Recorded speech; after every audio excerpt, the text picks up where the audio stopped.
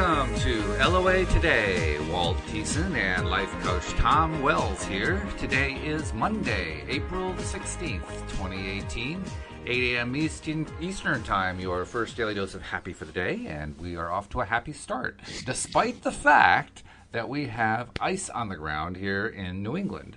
Because, hey, the ice isn't going to stay. This is April. This is where it all melts. So it's going to warm up from here on, and that's all we ask for.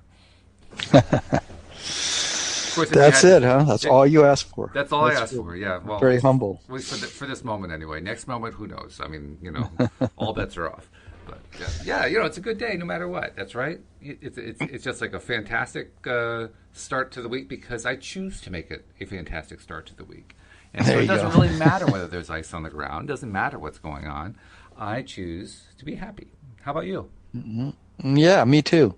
I woke up choosing to be happy, and I was thinking of the things that I want to have happen this day, and focusing on this one paragraph here that is the beginning of our section today on relationships. It says, when you look for another's strengths, even when they're hard to find, your attention to them amplifies them. And in time, because of the spotlight you have shined on those strengths, they'll become apparent to others as well. Mm-hmm. And I was thinking of myself shining my spotlight on my strengths rather than things that I think are my weaknesses. So, yeah. To immediately begin Monday morning that way, what are the things that I really like about the way my life's unfolding and the good things about it, instead of looking at the things that I think are the difficulties and perpetuating them. Absolutely. So that's the essence of this whole law of attraction game. It really is. And I mean, today was a great day for doing my mirror exercises. I'm on day 58 of my mirror exercises. I wasn't sure if I was going to get to 30, and here I am on 58, almost double that amount. And that definitely helps. I mean, you look out the window when you wake up, you see the ice and snow on the ground. It looks pretty bad. Don't want to have to deal with it. And then do the mirror exercises, and things feel a little bit better. So it works. At least it works for me. That's really all I need, So and it's so relative. I mean, if I saw ice and snow on the ground here, I'd be so happy because it'd be like mean that we had moisture. Good moisture, yeah, that's right. Going to go into the ground, and then I'm looking at the weather report, going, well, it looks like we might have a little bit of moisture in about 7 days. Maybe something's going to come. I have to take my attention off that and put it on, off the dryness and put it on the possibility that things are going to get better and better. Oh yeah, and all the good stuff that comes out of that. I mean, that's the Esther Hicks story, right? The one about the dry ground versus the rain. Right. Which I've told many times. Right. Yeah, exactly. So good stuff. So how was your weekend? Did you have a good one? Yeah, I had a really good one. I spent a couple of afternoons and evenings with my friend Sheila, this woman I've been hanging out with a lot more, and that was incredibly beautiful. And so I really appreciated that. And then went on a long hike and a meal with another friend yesterday that was really beautiful and fun, and got up into the mountains and walking on some amazing trails where we could just sit in a giant meadow and look into the distance. And we were listening to the wild turkeys. There's all these wild turkeys in the area that were gobbling to each other, doing their mating calls. And that was fun to hear that. That's great. That sounds like it was a wonderful weekend. Yeah. I have to say mine was fairly productive because the 56 stories that make up this book of manifestation stories are now stitched together. I mean, the book isn't completely done. There are little gaps that have to be filled in. I got to do the covers. I got to do the title page, write the introduction, do the final page, and so forth. But the main part of it is done, and that's an exciting thing. That's really exciting. And did you poke yourself with a needle when you were stitching them together? Hope not. No, fortunately, it's all done electronically. No needles involved. Yeah, that's the good thing. I love computers for that reason, I tell you. I mean, sometimes I wonder, sometimes I get a little upset about computers, but most of the time I love them. They save so much time, so much effort compared to what you had to do, say, 40 years ago or 50 years ago or whatever. Yeah, you would have been working on this for, a year minimum before the age of computers. I wouldn't have been able to work on it at all because most of it would have had to been done in a book bindery. Right. And everybody would have submitted everything by mail, Yeah, by mail, and I would have had to come up with snail a mail. gigantic amount of advance money to pay for all of it. Hmm. Yeah, Yeah. it's Yeah, it'd be a a whole different story. No completely wonder different story. publishing a book was such a big deal. It was. It was a Now huge somebody deal. says, I've got a book, and they go, yeah. So who doesn't? Someone else is new. Everybody's got a book, It's like, It's funny, but it's true. I was doing research on that a few years ago. Do you know that every year there are over 100,000 new titles published? 100,000 a year? 100,000 Yeah, a year. That over 100,000 a year. Well over many years. that I mean, adds up. it Yeah. really does add up. I mean, think of the bookworm. I mean, Think of the what? the bookworms. Bookworms. I mean, they're having Yeah. a feast with all this paper being printed, right? Except all of Yeah, it's you not would printed think on so. paper. It's, well, a lot of it's electronic now these days, right? Yeah, yeah, You got the yeah. So Kindle and what so you need forth. is malware to go in there and get it. No, we'll try to keep the malware out of it. That's not a happy Yeah, thing. no. So how about you? I mean, you had a good weekend because you were you got a lot done in the book. Yeah, Sounds I like. mean, Saturday was beautiful. Saturday was the first really warm day we've had this spring. This temperatures finally reached the 70s, and Louise and I Oh, got the wow. bikes out, took a bike ride, and it was just Yeah, a really nice day. that is warm. Sunday it got back to cold again. It's like winter wanted to have one last zing, so it got us down into the low 30s and gave us this ice and a little bit of snow, like a Hmm. dusting of snow. But Hmm. looking at the weather forecast going forward, it's all onward and upward. There aren't any more apparent cold spells of this nature for the rest of April, anyway. It looks like so. Things are going to be improving, and we're actually going to have a real spring, which is unusual in New England. We usually Is don't it? get. Oh yeah, yeah. Temperatures here are. I mean, they're not like they are out there, but temperatures here in New England during the spring don't get really springy until like May.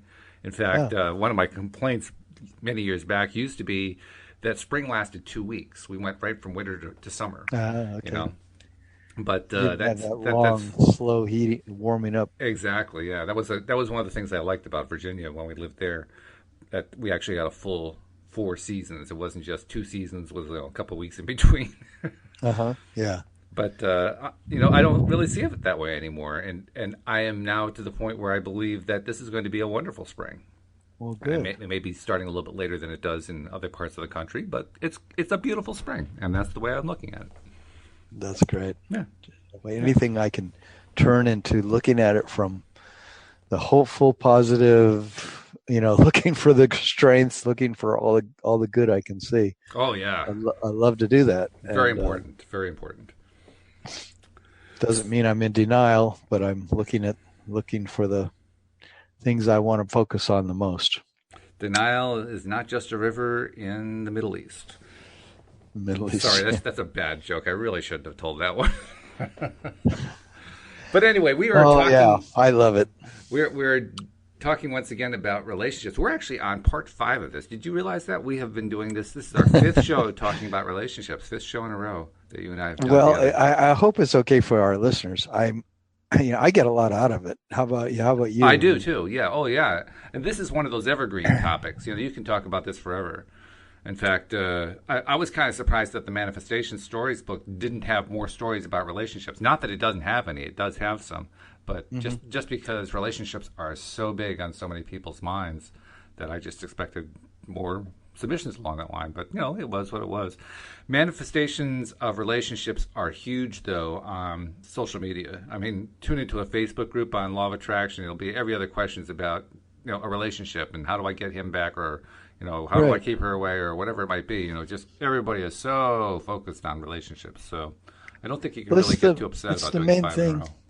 Yeah, Yeah, it's the reason I wanted to focus on it because I notice it's the main thing that clients come to me with. Like I mentioned sure. before, Yeah, is questions about relationships and right. problems that they're facing, and then it's our relationship to ourself is so key to our relationship to others. We're never not in relationship in a way. We can try to even be a hermit, but we're still thinking often in terms of relationship to others, what others think of us, what we think of others, and Yeah, or isn't that especially ironic? Even a hermit who tries to stay away from other people is still thinking about other people.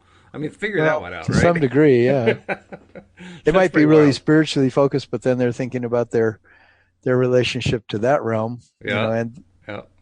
I don't know, it's hard not when you're in the human body. I think it's hard not to personalize things in a relationship way. But I find that maybe one reason why people don't tell more success stories about relationships is because there is enough confusion about it, or people turn it into a problematic situation often. Oh yeah. Because Yeah. there's somebody in their world who's got difficult is having a real difficult time with their life, and one way or the other, or somebody is perhaps projecting onto them, or they're projecting onto somebody else, and not understanding, like the process of relationships, I think can seem a little bit daunting sometimes. Oh And that's yeah. why I love hearing more about it, about, well, what's actually going on there, and how could I get into a place where I feel more at peace with the whole process of being in relationship, no matter if it's a friendship or it's a really close romantic relationship, a partner in my life. And it is amazing how often we do project onto others what's going on inside ourselves. And in that way, that probably causes more relationship issues than anything else. Yeah, You know? I think it's happening constantly. I mean, Oh, yeah. it just blows my mind to the fact that I can't do anything without projecting my belief systems and the way I look at life. I can't do anything without projecting it onto life, Mm, because the only thing I'm experiencing from is my point of view on everything. right. You know, Yep. so how I look at a table, how I listen to a piece of music, how I, if I'm reading a book, my opinion of everything the author's saying, it all is based on my previous past life experience, and that's what I bring to the situation. It's So true. all my relationships are the same. They're all the same. Well, I mean, I. in the sense that I'm projecting onto each person where I think they might be at. Yeah, I was going to And say, you probably don't want to tell Sheila that your relationship with her is the same as your relationship to the table. It's probably not going to endear you. yeah, I think she knows that already. Oh, No, good, I'm good. I'm kidding. glad. No, I think she knows that I see her like a table. No, I'm kidding. Oh, I hope not. No. No, in fact, that was really interesting part of the weekend, was seeing how I could relate to her and keep my palate clean, you might say, like when you're tasting fine wines, like a wine taster, they take a little bit of the taste and then they spit it out, and then they rinse their mouth out with water or something. I think it's water. And then they taste the next wine, Hmm. because they don't want their palate to be affected at all Right. by the previous wine. And I think of that when I'm interacting, like with Sheila or the friend I was with yesterday, is like, can I be with this person completely without bringing a whole bunch of baggage, or any baggage if I can, to this situation? How fresh can I be in just the appreciation of this time that I'm spending with this person without clouding. I literally yesterday on this mountain walk with this friend, I must have caught myself over 30 or 40 times not saying something to her so that it wouldn't go down a path that I didn't want to go down, because I realized that the thought that came up could have a negative connotation to it, or it could take me down a path towards a discussion about something I didn't want to talk about. And it wasn't out of fear of wanting to talk about something that maybe had deeper significance. It was just knowing within myself that that's not the energy I wanted to go into. I wanted to go into a more loving, uplifting, positive energy for myself and for her. And so I caught myself all kinds of different times. I'm just getting better at that, and I'm doing that with Sheila and with all my relationships. Like, what do I really want to talk about with myself? What do I want to talk about with this other person? That, Sure. which direction do I want my life to go in, based on the subject that I choose to talk about, and then how I choose to talk about it. Isn't it interesting how important it is to decide what you're going to talk about, because it directly impacts what's going to happen in your life? We don't normally think of conversation that way, do we? But No. nevertheless, from law of attraction, we understand that is a very key part of it. hmm And that's what, as a life coach, I do constantly with clients, and that's why I was looking at this next paragraph here in the book. It said, sometimes others are so focused on the unpleasant details of their current situation that they are unable to catch even a glimpse of hope for things to turn around. Because they are so embroiled in the reality they are living, they continue to perpetuate vibrations that match what they do not want. So they continue to attract more of what they do not want. Mm-hmm. But then if you've been practicing your vibration of alignment and you're consistently inside your vortex, you're able to see them instead as the successful people that they truly are, rather than the people who are temporarily pinching off their success. They're often so vibrationally removed from the success that awaits them inside their vortex, excuse me, that they're unable to find their way in. Yep. That's exactly what happens too. It's one of those things that if you don't really pay attention to what's going on, you can kind of slip up, really. Yeah. Yeah, that's why. I mean, in the morning when I wake up, often I'm in a place where I'm not as resilient as I want to be to begin my day. Mm-hmm. And so then I'll lay in bed and I'll do some meditation, and then I'll align myself with. We've talked about this many times, but it's a great practice I recommend for anybody, and then lay in bed and align yourself with what is it that you do want to have happen this coming day. You pre-pave your day with, today I want to feel abundant. I want to feel really a lot of freedom, and I want to feel expansive. I want to feel really hopeful. I want to feel really in love with my life. I want to feel excited about the possibilities that could happen today. I want to feel that today could be completely full of beautiful experiences with other people and beautiful experiences of appreciating nature or appreciating the work I'm doing and appreciating the choices I'm making and who I am and the fact that I'm alive. You can just go on and on, Mm-hmm. just pre-paving your day with what you would rather be choosing than any of the thoughts that are saying, oh my God, I'm facing this again, or I still have to do that, and I hate doing that. Or What's your technique though when you find your mind going that way? Because sometimes we're not totally disciplined, shall I say, in terms of what we're thinking about at that hour of the morning. So if your mind goes wandering off, what's your technique? How do you get yourself back onto track, so to speak? Well, I just notice what I'm feeling, and if I'm not feeling good, it's like the emotional guidance system. Is if I'm not feeling good inside, I just look for something that, like a changing my thought, like I just was saying, Right. Or I change, I get up. Maybe if I'm laying there in bed, I'm still not feeling excited about my day or happy about my day or enthusiastic. Maybe I'll get up and I'll start doing my exercises. I do Tai Chi work in the morning and Qigong exercises. And so I do a little bit of that, and often moving my body and getting all that energy going, I'll start feeling better. Or I'll go downstairs and I'll have something to eat, and I'll start fixing coffee or tea or something, and then I'll start feeling better.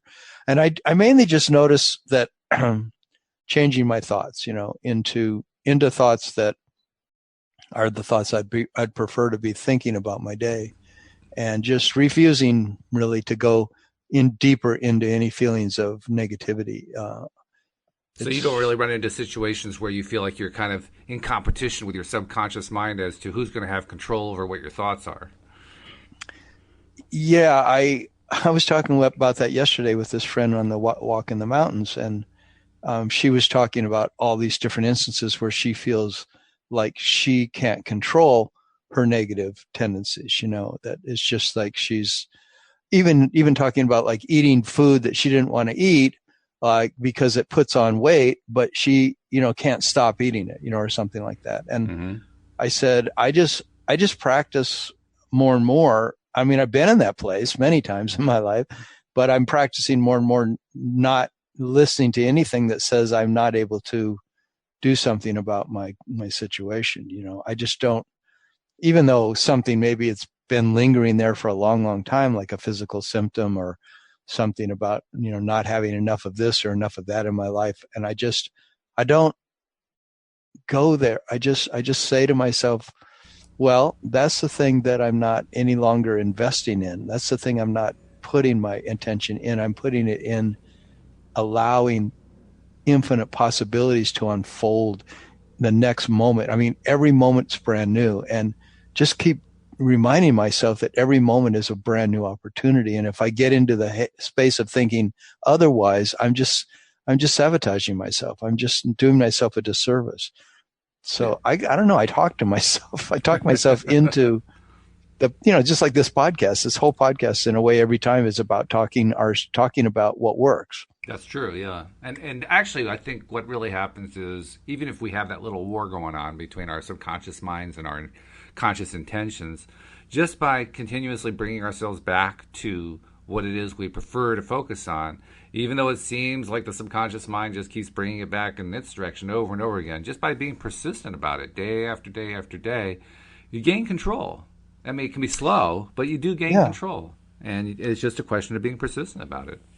That's why I wanted to do that podcast, 5 or 6 podcasts ago, was on the subconscious and the unconscious, because I love the fact that Abraham Hicks, they say it is not the thing that's controlling your behavior. There isn't this subconscious thing, even though it's hard to tell people that in the age of psychology, that there's not this subconscious dark underbelly of your life that is sabotaging you over and over again.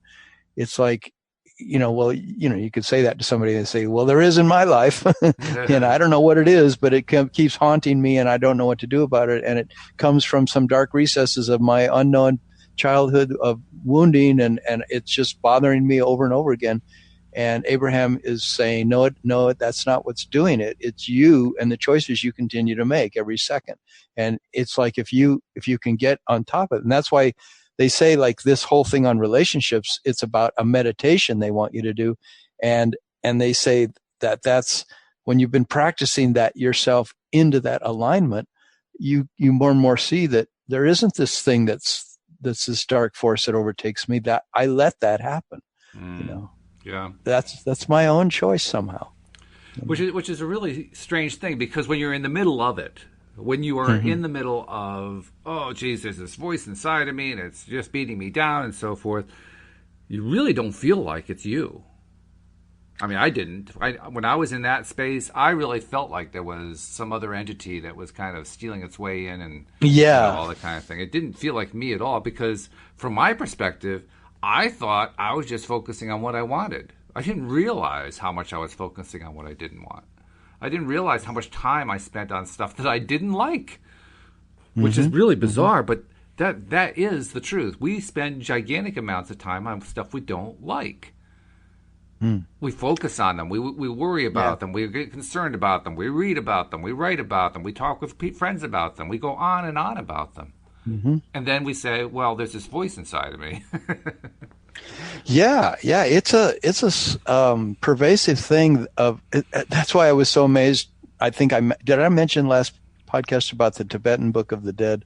How I think so. I saw a special, and they were reading the Tibetan Book of the Dead. These lamas in Tibet were reading to this man who had died, and his body was lying there, and they were reading to him about what the journey he was on in the other world, and they were saying to him at one point, you're going to, now that you've encountered all your loving relatives and these beautiful masters you've had before who are in the other realm already, and you've encountered that loving energy, and it's been so uplifting and so wonderful. So now you're going to encounter these horrible beasts that are going to be carrying severed heads, and they're going to be just like have 8 eyes and giant teeth, and they're going to like threaten to tear you limb to limb. And they said, and we want to remind you, dear friend, that is simply your own creation, and just go right through it, because it's just something you're creating.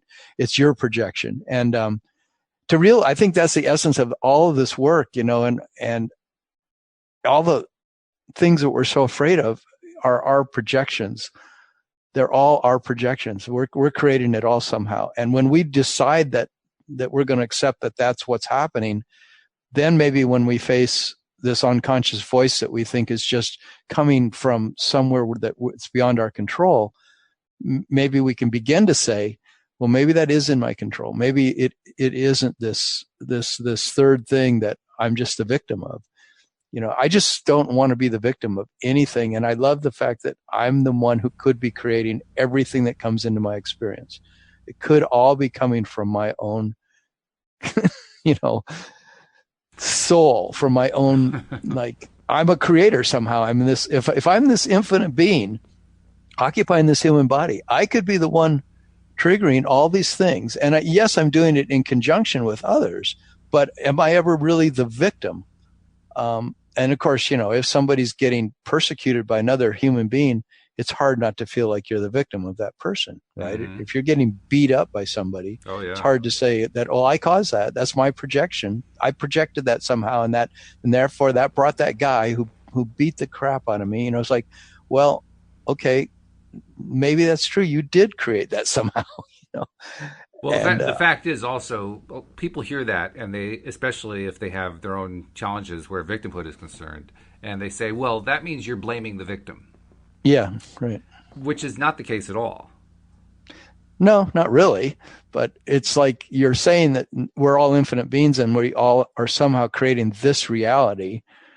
Well, more than that, more than that, I think what it really means is that when something bad happens to us at the hands of somebody else, there are two parties involved. That's why Abraham calls it co-creation. Mm-hmm. And in this case, it's a negative creation, an undesired creation, but nevertheless, it's a creation. So when we say I attracted it to myself, are we letting the bully off the hook? No. The bully doesn't get off the hook just because I agree that, I attracted this to myself. The bully is, they're on their own hook anyway because they're setting themselves up in all kinds of ways, not to mention what could happen with them through the legal system. The key understanding here is not about blame. Legal system has to deal with blame, but understanding how to be a deliberate creator has nothing to do with blame. Blame is not even a part of the equation. The equation is simply I focus on it, I attract it. Yeah. So the old cliche, and I was thinking about this as you were talking, the old cliche about be careful what you wish for because you just might get it is actually the wrong way to say it because it's a negative way of saying it. The better way to say it is be selective about what you think about so that you can get it. Yes. I agree. That should be the new cliche. So I'm hereby resolving I am not going to use the old cliche anymore. And I've used it a lot of times on this podcast, I have to say. But I'm not going to say anymore, be careful what you wish for, you just might get it. I'm going to say be selective about what you wish for so that you can get it. That's really beautiful. I love that. Yeah. Got to focus on what we want. That's what uplifting influence is. Like in this chapter, they're saying you're able to recognize your true power or another person's true power and shine a spotlight upon what the true power is. And then it helps another person get a glimpse of it. Like when I'm doing coaching, that's a lot what I'm doing is I'm helping them see how they are in control of their life and how it's a beautiful thing. That's a beautiful way that they're making these choices. So that takes the focus eventually off the fact that they might be making choices that are more painful, that are hurtful, that don't feel good, that get them the results they don't want in their life. And so slowly switch the spotlight to, okay, what are the things that get you the good results in your life? What do you do during your day that brings you happiness? That's exactly it. That's the part that always gets skipped by the people who complain, well, you're blaming the victim. They skip the part that says, if you focus on the stuff, if you selectively focus on the stuff you actually want to have in your life, the people who you would call the abusers or the bullies or the attackers don't show up anymore. Even people who are close to you. That's a hard concept to buy into at first, but the simple fact is it's true. If you stop thinking about people as being your abuser or as being your attacker or as being somebody difficult to live with, and you change your perspective and you change what you selectively choose to focus on, your experience with those people either changes or they actually withdraw themselves in some way from your life. Yeah. That's so funny because that's what the next paragraph is. It says, when others lash out at you in anger with words or action, their battle is not with you, but with themselves. That's and right. If you don't take their behavior personally, understanding it's their personal battle, in time they'll leave you out of it. And I was thinking even in terms of like, as you were talking, I was thinking even in terms of physical symptoms, like when my body is showing me some painful symptom, if I put my attention on it a whole lot, it seems to get worse. If Yes. I take my attention away from it as much as I can and focus on the healthy aspects of my body, the healthy aspects of my day, then I tend to perpetuate my health increasing. Yes. And the things that I want to have happen. The same as if I'm thinking about money or not having enough, and then I instead put my focus on I'm doing really well, and look what I'm attracting into my life. I attracted this money, I attracted that money. Look at all the money that I have. Look at the wonderful things I'm surrounded with in terms of my car and my home and all these things, and perpetuate the things that are positive. And it's Abraham says here that your positive attention is much more influential than your negative attention. Because when you align with your source inside your vortex, you access the power that creates worlds. So that's why you want to do meditation. They're saying every day practice this meditation that they're showing because you can uplift yourself, and it can have a much greater power than when you're stuck in the negative cycles. And it isn't so much the meditation, it's the practice. It's the practice of what I'm focusing on. The meditation is just simply a way to practice on, focusing on what you like, on what's important to you, on what feels good. But it's the practice that does it. It isn't the meditation. The meditation isn't a magic wand. Yeah. Well, it does.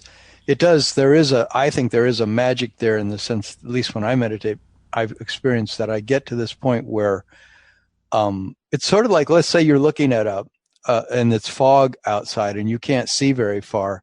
And that's how it is when I sit down to meditate. But as I meditate, it's like if I imagine my eyes were open and I'm gazing at the field in front of me, I'm seeing nothing but fog. But then the longer I sit there in meditation, the more the fog lifts, and I start seeing the trees and I start seeing the animals, and I start seeing the beautiful grass and the lovely earth. It's like that's what meditation's like for me, because the more I just focus, the better I feel, and the better I feel, and the better I feel. Right. That's why I say it's the practice of it, because you are practicing focusing on the stuff that you want. And that's what leads to you feeling better. That's all I'm saying. Yeah. And I mean, in meditation, of course, you're focusing on just your breath, or just a candle flame, or you're focusing on the sound. Like, oh well, yeah, that's sure. just like the sound of the air conditioner. What you're really focusing on is peace. You're focusing on peace of mind and peace of body, and letting the thoughts die down. Yeah, letting the negatives go away, just kind of ebb away.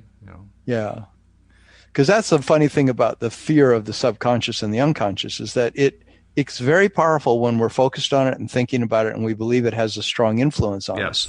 But as we take that focus and put it instead into meditation, into our breath, or even into a completely different activity other than the thing that we're obsessing about that feels so threatening to us, and then we find that the thing that felt so threatening suddenly it's not really what we thought it was. It's not the monster we thought it was. Even if it is related to a real person. Like, for instance, I had a friend who I had known since the 1980s. And I won't get into all the details of it, but bottom line was it had gotten to the point where the relationship had become abusive. And he would say things that were really quite mean-spirited. I mean, he wasn't saying it because he was mean-spirited. He was saying it because he had his own issues he was dealing with, but it felt mean-spirited to me. And it was definitely doing a number on me. I mean, I was getting headaches out of it. My stress was through the roof.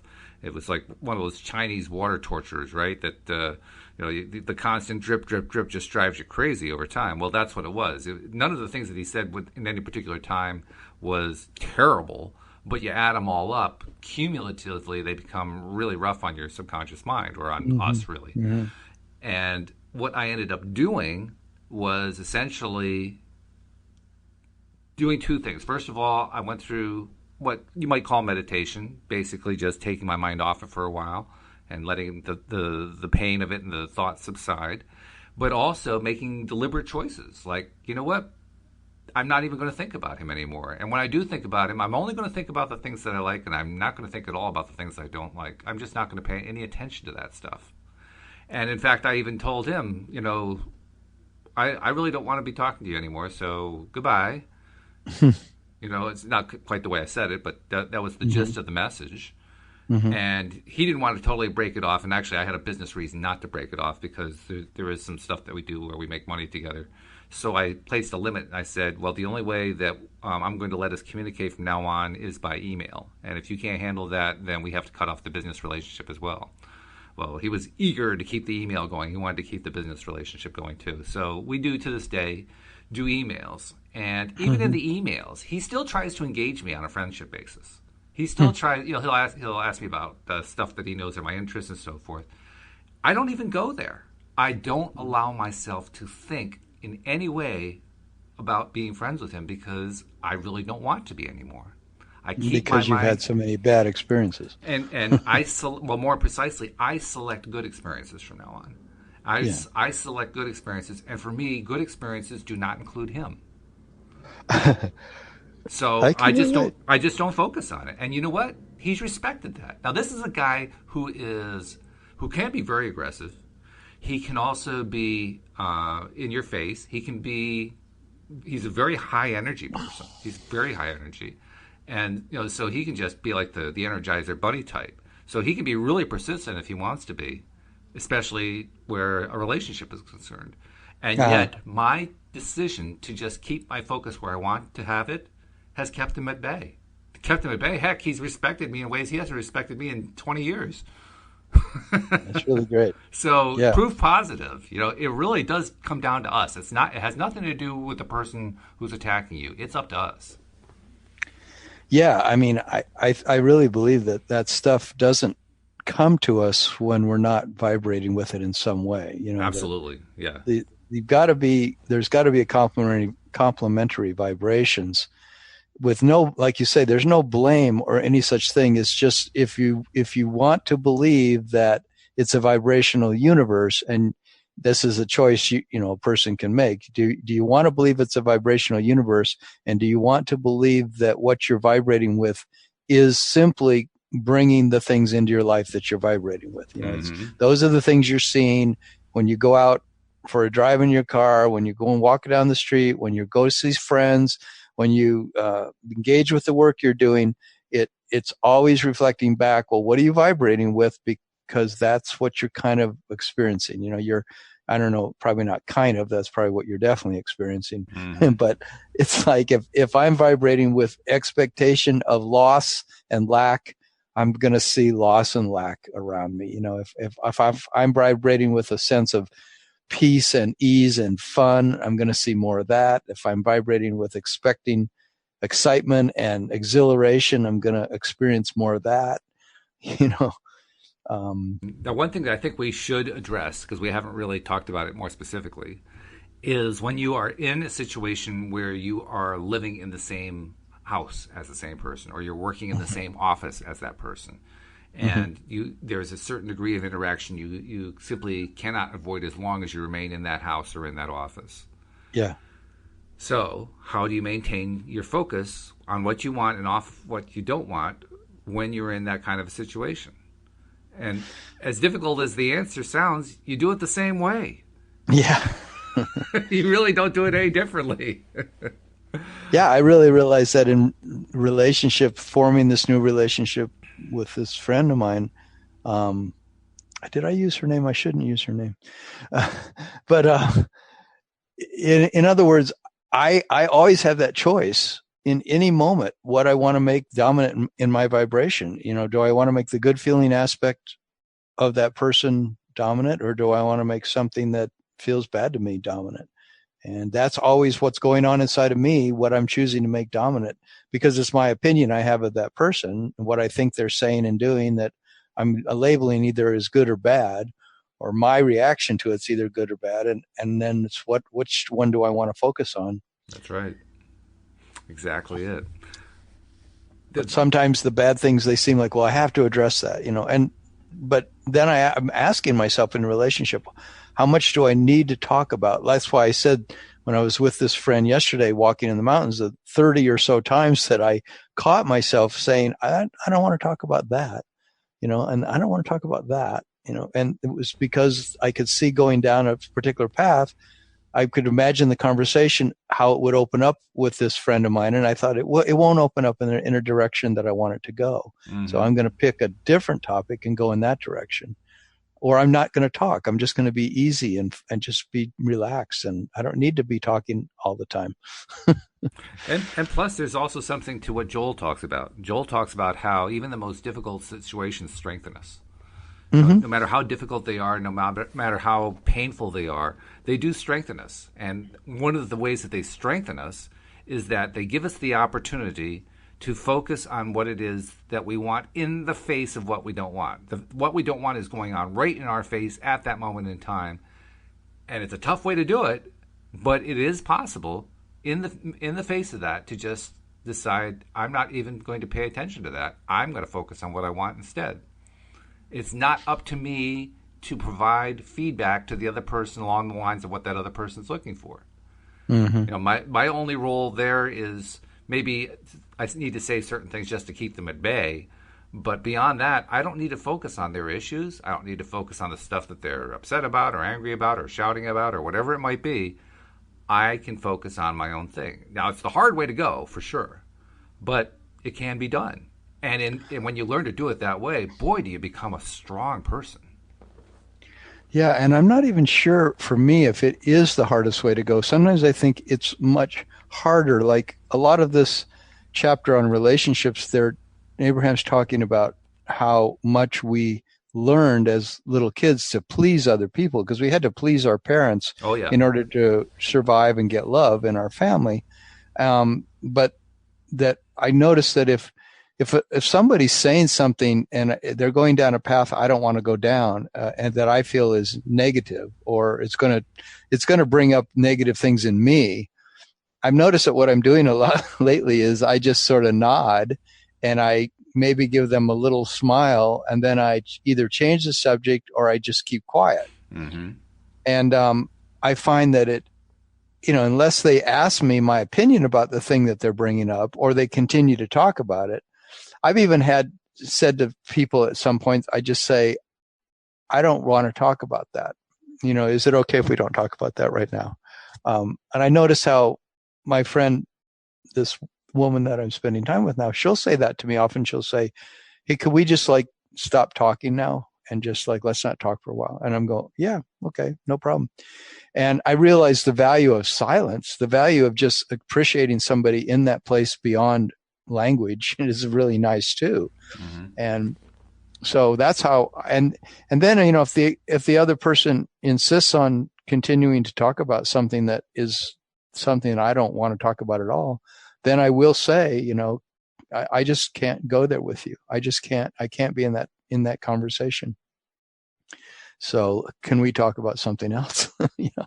What do you think happens if you're, I'm going to give you a hypothetical. Let's say you're in a traditional family, traditional meaning non-Western, more, culturally traditional from hundreds and hundreds of years ago.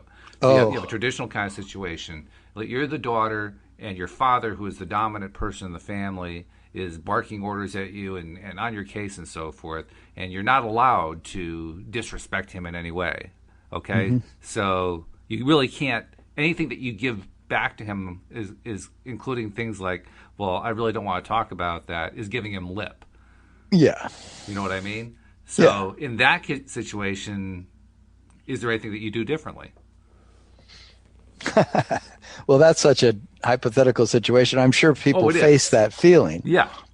Well, that's why I raise it, because I see a lot of that on Facebook.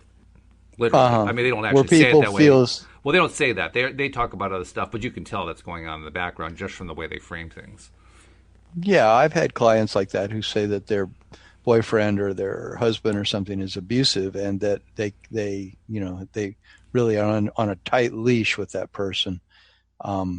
And what do I say to them? I encourage them to find a way out of that situation. Sure. Oh yeah. because they're often trying to look at law of attraction as, how can I change the situation by what I think and still be in this situation because I can't leave, and it's like, well, the limiting belief is that you can't leave. You can get a lot more you can get a lot more sovereignty going in your own appreciation of yourself by constantly looking at, turning your own thoughts towards what you prefer to be experiencing. And as far as the perpetrator in your life, though, it seems to consistently come down to, you've got to get away from that. You've got to get away from that person. You've got to have your own life. Absolutely true. I think this is also where an Abraham quote really comes in handy, because Abraham points out that when you're going to make that move to get away physically, to remove yourself from that place and live somewhere else or work somewhere else or whatever it is, before you take the action, get yourself into alignment. Get yourself into a happy place before you take the action. Because when you do that, you help ensure the fact that you're not going to take the same experience with you so that you have it somewhere else. Which is really important, because when you're in the middle of that kind of really bad, abusive situation, you definitely don't want to repeat it with the next situation that comes along. You want to, when you leave it behind, you want it left behind permanently. Yeah. You don't want to, you don't want to reattract that type of person into your life. Exactly. Yeah. Right. No, it's a lot of the things that I offer clients is about sovereignty, and by sovereignty, I mean to be completely your own person and know that you are autonomously responsible for your happiness, but develop that within yourself as like developing a muscle of the strength of my own opinion of myself is so high, and I love myself so much that I'm just not going to let people treat me that way. It's just not, I'm not going to, eventually you just won't attract someone who's going to go off on you like that.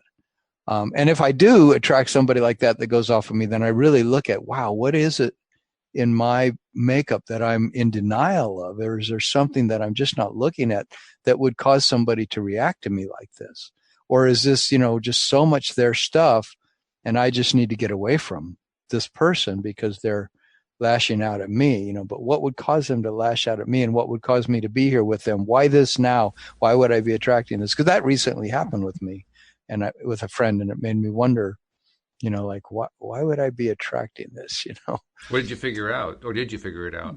Yeah, I think it's one reason is because I'm in denial of the thing that he's focused on. I'm in, because it has to do with, what's going on with the environment and what's going on with, animals, going extinct and things like that. And I think part of me is like, I used to be heavily involved in all that, and now I'm not so heavily involved in it. I'm more just focusing on the things I want to see happen in the world, and not so much about the things that seem like tragedies. And I felt like he's more focused on the tragedy and wanting to directly address the tragedy. And I'm trying to address it from vibrationally, consciousness wise, in my own self. And I think it was reflecting the fact that I don't feel completely at peace with not directly addressing tragedies. It's like, oh, okay. Part of me feels like still like, well, if I turn the other way and I just look towards being a positive human being, and I let the suffering go on, aren't I somehow, culpable in the suffering? Aren't I somehow still not acknowledging the fact that needs to be addressed somehow? That's quite a guilt trip that we put on ourselves, isn't it? That if the suffering is still going on, I'm somehow responsible. Yeah, or maybe my idea of addressing it through a law of attraction is not adequate. It's not enough, or because some people in my life, they really believe that by being a direct activist and directly addressing the problem head on, in other words, diving into the misery and the suffering and the darkness, and just being a person who deals with the blood and the guts and all the things that are going on, the blood, sweat, and tears, just get in there and do it. And that's really what it takes. There's got to be people that do that. They're dealing with the emergency room, and they're dealing with like the cold hard boots on the ground reality of how things are, and therefore they're getting into it, immersing themselves into it. And I'm no longer wanting to be one of those people. I'm more like going, I want to deal with this by my vibration focused on the world that I want to see evolve, and not so much let me go deal more with the degree of angst that people are experiencing. I found too, I mean, I like your metaphor of the emergency room.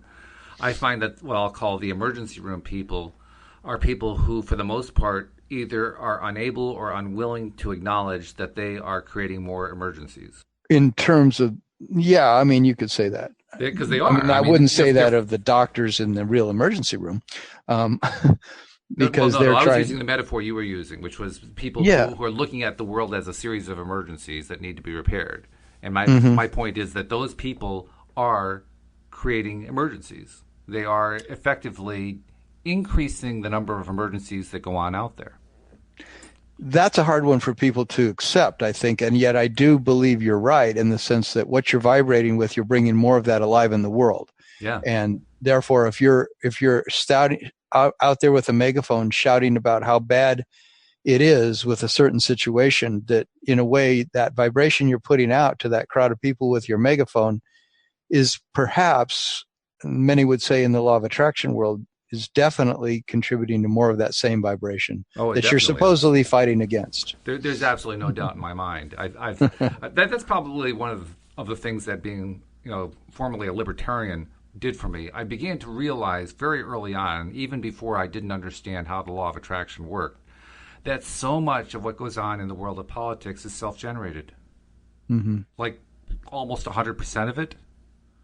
And that the crises and that the terrible situations and the things that we have to fight the wars on, whether it be not just violent physical wars, but also wars on drugs and wars on poverty and all the other wars that they do, that all of them are contributing to the increase of the very thing that they're fighting against.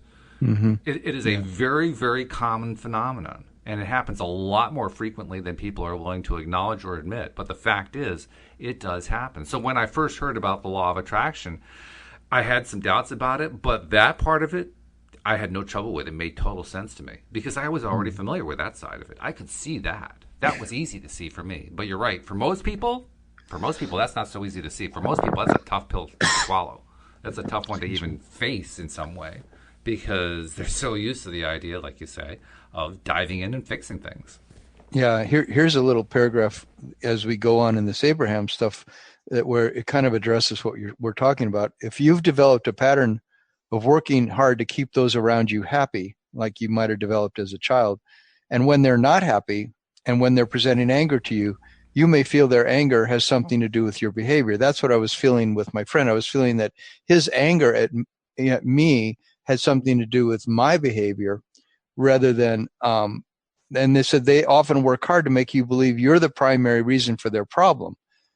But you have undoubtedly discovered that the more you attempt to modify your behavior to keep others happy, the more modification of your behavior they seem to require. Mm-hmm. Again, an impossible and futile endeavor. Right. And when you demonstrate your consistent state of happiness that you are achieving by being aware of your vortex and holding thoughts that allow your frequent entrance into your vortex, and even more important, you don't modify your behavior to try to soothe or solve the problems of others, you will offer them through the power of your example the secret to their own true happiness.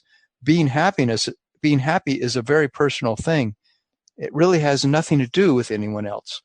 So in a way, like to me, what they're saying is if you spend time in your vortex, like this meditation that they're offering, you do this 15-minute meditation, you spend time in your vortex, or you get into your vortex in any way you can by the choices you make. You don't focus on the problem, you focus on the solution. You focus on, being in a place of ease and happiness and love and trust rather than being in a place of alarm, panic, fear, and, the need to fix something. And it's just completely different worlds. Yes. Very different. But others will try to, and I see that if I'm just trying to placate them in the way that they're presenting, that they just it just adds fuel to the fire. Yeah. And that's a tricky thing when I'm with a friend who really is upset about something, and because my tendency is to I want to kind of make it okay for them. Sure. So I sometimes listen to their dialogue and I'll say, well, wow, you must have felt really angry when that happened. And well, what did you do then? And then they keep on telling me of their story and it escalates. But then if I'm not really in their story with them, then they start getting angry at me. It's like you don't really get, because you don't want to take like a friend wants me to take a stand on an issue, and I'm not into the issue. Right. I'm not into having my consciousness in that place. And there's a particular psychology that a lot of people share without realizing it. And it's a psychology that says, if you're not with me, you're against me. Yes. It's a very black and white way of thinking. Yeah. And when you're in that black and white zone, you can't see anything except the black and white. That's what's so fascinating about it. There is no gray when you're in that place. When you're feeling that way, gray area does not exist in your awareness. Yeah. That's I think it shows, among other things, just how powerful the human mind really is. Imagine if that person who sees the world as black and white, instead of seeing the world as black and white, if they use that same degree of control to decide, I'm going to decide at any given moment how I'm going to feel about something. Imagine how swift the shift is that goes on in their lives. Mm-hmm. Just because of how much power they have demonstrated that they actually can employ.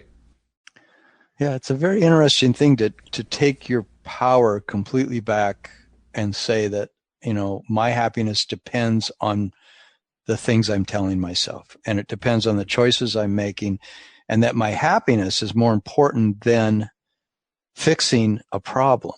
That has more to do with fixing the problem than actually getting my hands dirty with the problem. That's true. In a lot of cases. Mm-hmm. I mean, it doesn't mean that problems don't need to be, sometimes we get our hands dirty. I think we do. Mm-hmm. But I don't want to have my I don't want to believe that ultimately the solutions lie in constantly immersing myself in fixing problems. I think ultimately solutions lie in going into the vortex, being in this place within us of peace, and that it's actually more powerful than the immersion into all the different aspects of the problem. 1,000 times more powerful. In fact, I can verify it by saying I have been a problem fixer for most of my life, and I guarantee you, if you are a problem fixer, what life is going to continue to give you is more and more problems to fix. You won't actually have a happy life. You'll just spend all your time fixing problems, usually other people's problems. And that's really not much of a life. We only have a couple minutes left. I wanted to get a couple things in before we run out of time for this episode. First, I haven't said it in a while, but for those of you who are not yet subscribers to the podcast, those who subscribe listen to tremendous numbers of shows every month. And why do they do that? Because they love it, because it's really good to get that daily dose of happy and to get a kind of programming that is completely different from what you get from the major media.